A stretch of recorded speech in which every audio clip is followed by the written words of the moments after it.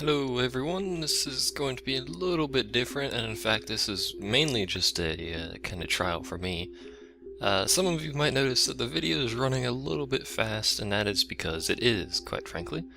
This is just an assortment of ships in the background that I thought I'd show off, and this video is going to be entirely post-commentary, i.e. the commentary is not live, it's not recorded at time of video making. Only video on my channel, I believe, that is that way, but in the back's just me screwing around with a bunch of ships, showing lock speed, sizes, different things. Right now I'm sitting in the carrier. This is a fighter. That is a battleship. And that really big thing over there is a dreadnought. I could not get hold of a Titan because I am not in the testing system. I could have gone over there and shown you a Titan, but I decided not to. I don't know why. Keep in mind, this is the reason I had the chat window open. This is Singularity. You can see the Singularity tab there. That means this is the test server, so I'm not blowing millions of ISK blowing up my own capital ships, don't worry. Not that it matters, I have billions of ISK anyway, so I can blow up my own capital ships. I just thought I'd show this off. Also, all of the music in this is due to the fact that some of the footage is in fact sped up quite a bit for some of the mission footage actually. I had to use separate music, so these are not the actual things that, there's like no game audio, it's just music from the game. This one is Below the Asteroids, and then we will have, during the last bit of the mission, we will have a Rogue Drone rock song or whatever like that. And then the final one is Red Glowing Dust, which I'm sure a lot of EvE fans really like. I'm just gonna kind of, you know, try and fill the commentary as best I can. This is my fully fit, fully faction / Dead Space Tengu. This thing is like several billion ISK, I'm pretty sure.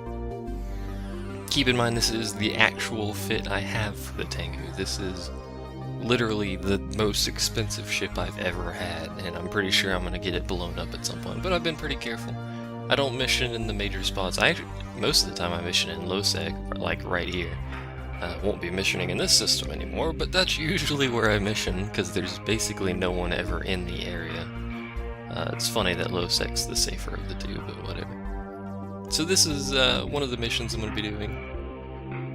I should really clear my throat before I start this. It makes commentating way easier. I did just eat, so gotta clear my throat. In fact, let me do that real quick.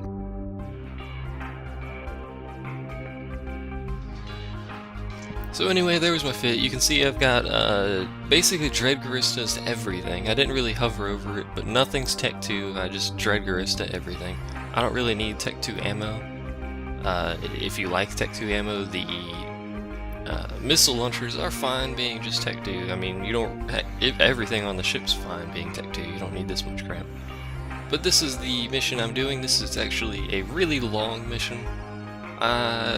Especially with the setup I've got right now. I decided for the video I would actually change out my heavy missile launchers to heavy assault missile launchers. I don't know why. I just felt like it. So I don't have much range. I think it's like a 15-kilometer range because my skills in heavy assault kind of suck. But if I had heavy missile launchers, this mission would be way faster because I can shoot like 80 kilometers plus away or something like that. Makes it really easy. But I did this first part of the mission in normal speed, so you can kind of get a time scale for how long the mission actually is. Keep in mind, I don't record the entire mission. I was almost done with it, but I didn't record the entirety of the mission. But, you know, there you go. Also, for those that don't like flashing lights, you might want to go ahead and skip ahead until about 8 minutes and 30-ish seconds, something around there. Because there's going to be a lot of flashing lights, just so you know. If you can't tell already from this part, when it's sped up, there's a lot of flashing lights. So it's going to run for a bit here, and I'm going to just go ahead and shut up and let you guys just sit there and watch, I suppose. And I'll be back at the end of, or probably about halfway through this, actually.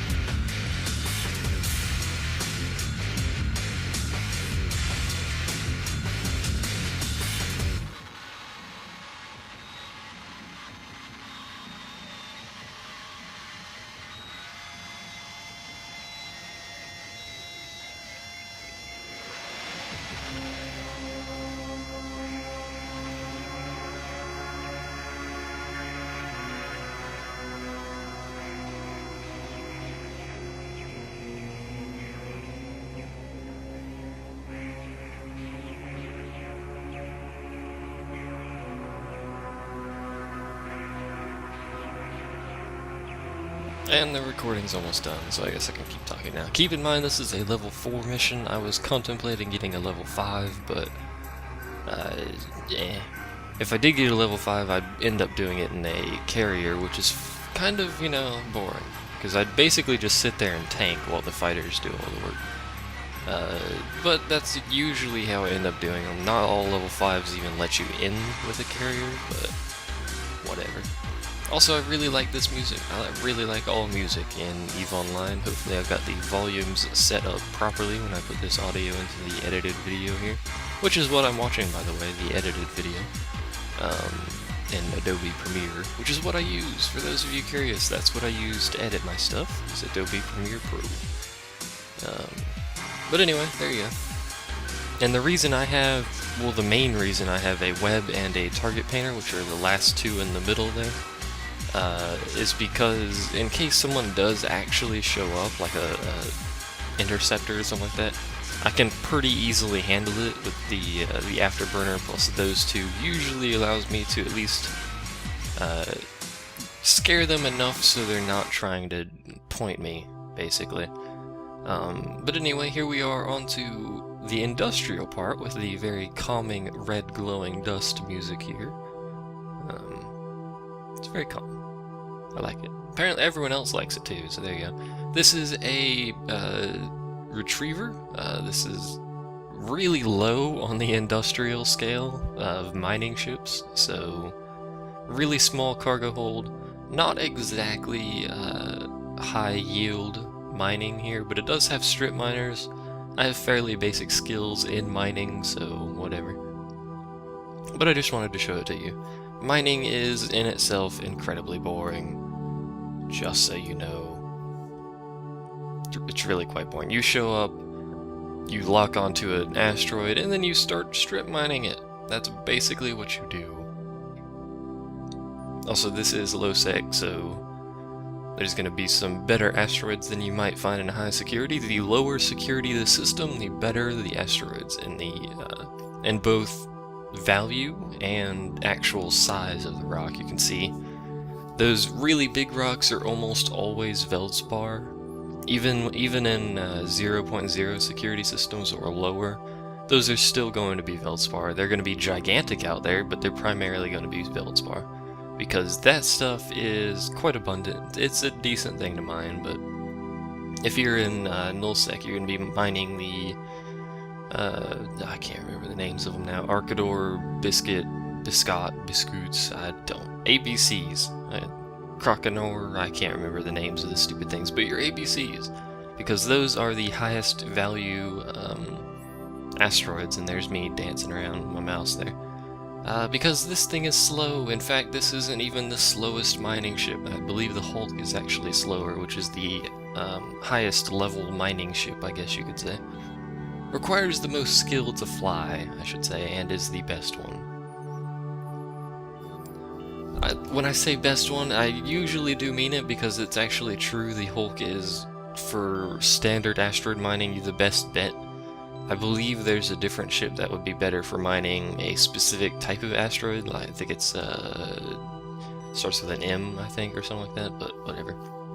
And then there's a certain ship that would be better for mining, say, ice, which is used for fuel for starbases and capital ships and other glorious things. But there you go, just kind of chilling, using the strip miners. Woo. I don't know why I turned on my shield booster, by the way, I just felt like it. This thing has basically no tank compared to a Hulk. Hulks have like 5 times the shield points, and then they have better capacity, better fitting capabilities, so you can actually run a medium shield booster instead of the small one I'm running here, I believe. So that's always a trade-off. But you mine these asteroids, you get minerals from them, you can process those minerals into individual components, and then like titanium or whatever. Then you can use said components in construction, that's the word I'm looking for. You can take those minerals, use them in construction, you can build essentially everything in the game. The market is almost entirely player run, so most of the stuff you see on the market is, except for the named weapons and stuff like that, like, you know, your 1800 millimeter artillery Tech 1 or something is made by another player. So that's always cool. And then of course people exploding kind of the actual ships exploding continuously is kind of required in EvE, otherwise the economy would just, there'd be nothing for the industrial people. So the two sides, the industrial and the PvP, tie in really well. That's why a lot of alliances actually have both. So a lot of alliances will employ several,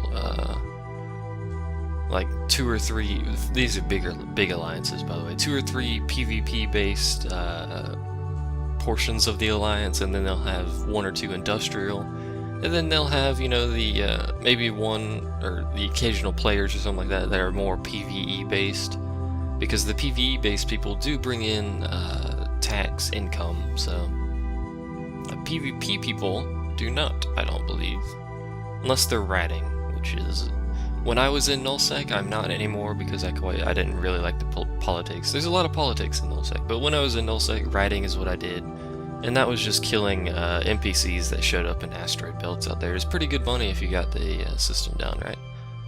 But this is my short little video of this. I might pop back into the Singularity server and record some PvP footage here, but you know, we'll see about that. But for now, thanks for watching guys, and I will go ahead and see you next time.